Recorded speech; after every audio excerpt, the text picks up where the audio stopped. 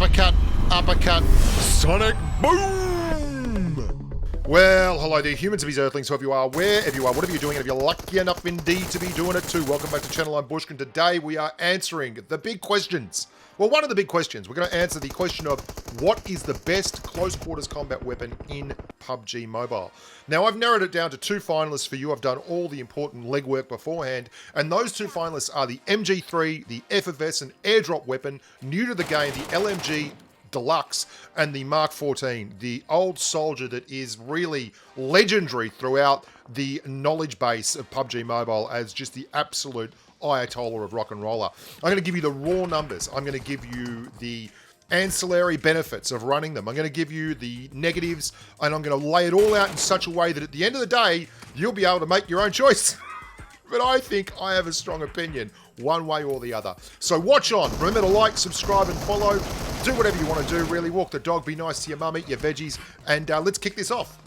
Firstly, a lot of people will tell you that I'm wrong. These aren't the two best CQC weapons in the game. And apologies to other weapons like this red-hot little raver, the Graza, and the UMP, guns like that. But they are not in the same class. I'm going to break this down with the raw numbers first and foremost for both the Mark 14 and the MG3, which will give you a little bit more of a clue as to why they are so exciting. The Mark 14's base damage, the round into the chest, is 60.8. Crazy number. 40 for the MG3. 0.094 seconds per round for the Mark 14, and an insane 0.059 seconds per round for the MG3.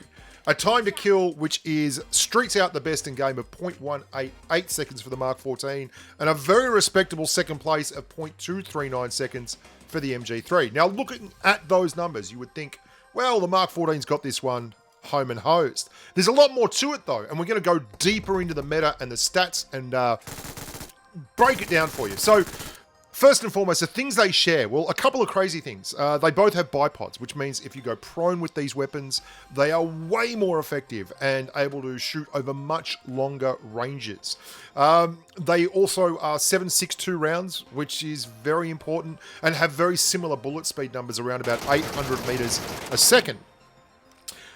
Those things, particularly the 7.62 round, are going to get a lot better in update 1.7, the beta that's coming, where 7.62 rounds start taking up less space in the backpack. And particularly the MG3, you need a lot of 7.62 in the backpack to run that thing. I mean, it chews through rounds. It's a hungry, hungry hippo.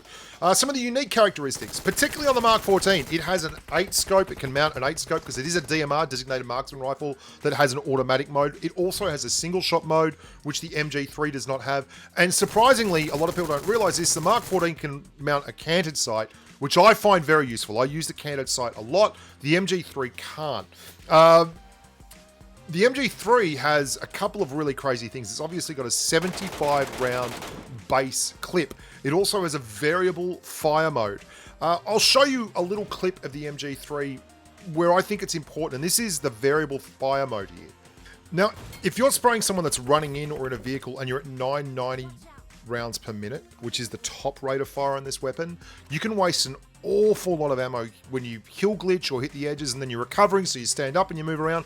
Watch how much ammo it takes me to clear this one target after I misjudge and go and hit the hill and then stand up and move around. That's 75 rounds on one target. 75 rounds. If you switch it to a 660 rounds per minute variable rate of fire, that probably takes me to max 50 rounds to clear. And remember, 660 rounds per minute is still a really good rate of fire on a weapon like this. Now let's go to the negatives. Starting with the Mark 14. The Mark 14's negatives are rather plain. Firstly, it has 10 rounds only in its base loadout. That's not great. Having 10 rounds in a Mark 14 is horrific when you're trying to CQC with it. And that means you've got to have an extended AR mag or extended sniper mag to make it really, really work. Another thing about the Mark 14 is that it really only is at its absolute best when you've got a sniper compensator, an extended magazine, and a stock, a cheek pad. because those are the things that really help you control the recoil.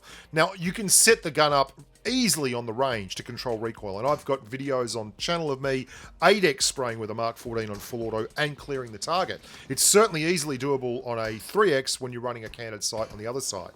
Let's talk about some of the negatives on the MG3.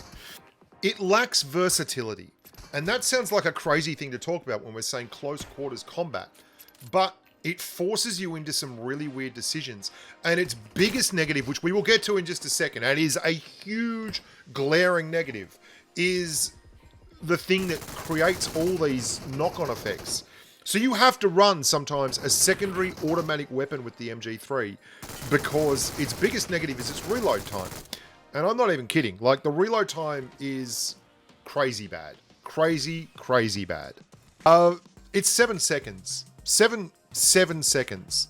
I'm going to show you this clip, and now admittedly I was trying to use the MG3 rather than the DP28 to clear this last target because I knew I had an MG3 video. But I want you to imagine that you run sniper rifles, and your second weapon here is a sniper rifle. Well, it's not going to go very well because you will get pushed. People aren't always so kind as to wait for you to complete your 7-second reload, and that can be incredibly frustrating. The Mark 14, on the other hand, although it only has 20 in the clip, has such a massive damaging round and has such a fast reload time. With an extended quick draw, you can get the Mark 14's reload down to 1.8 seconds, which is very, very feasible as running that as your primary weapon and a sniper rifle in the second slot. You can fire at range with the MG3. You can see here, I should be running it at 660 here for this. It would be a lot easier. But it's spitting and it's very difficult to take advantage of. And I'll be honest, it's not what the weapon is best for. We're here to talk about CQC, but this all factors in.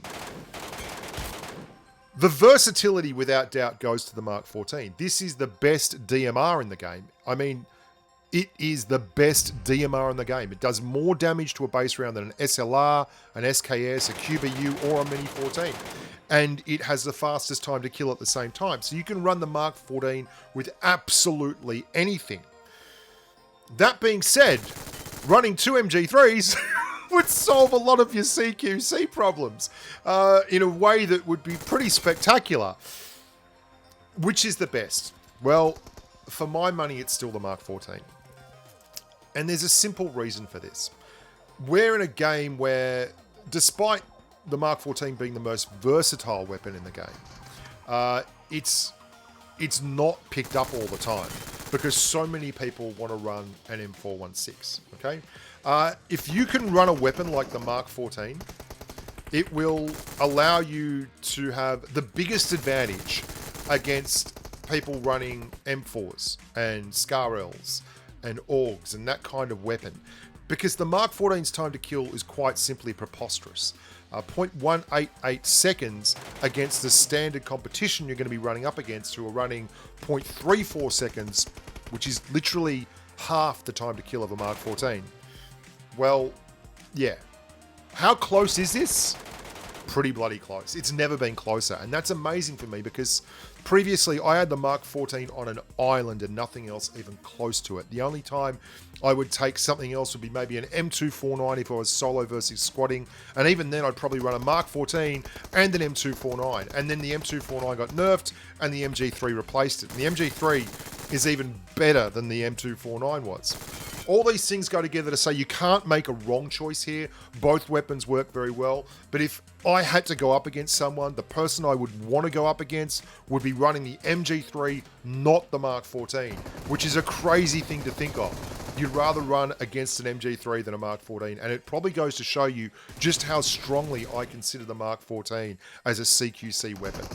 If you're not running the Mark 14 in CQC, you are being bad. Like, deliberately bad. Learn how to use it, get it, and ram it down the enemy's throats. Now, thank you so much for watching. I hope you've enjoyed this video. I really enjoy making these kind of content, like versus things. We're going to do a few more over the next couple of weeks. If you've got any comments, leave them below, and we'll have a look at suggestions and ideas. And if you have, opinions to the contrary, hell, heaven forbid, but I'll allow it. you can leave them below as well. I'm Bushka. Enjoy yourselves. Rock and roll from me to you, baby. Bye for now.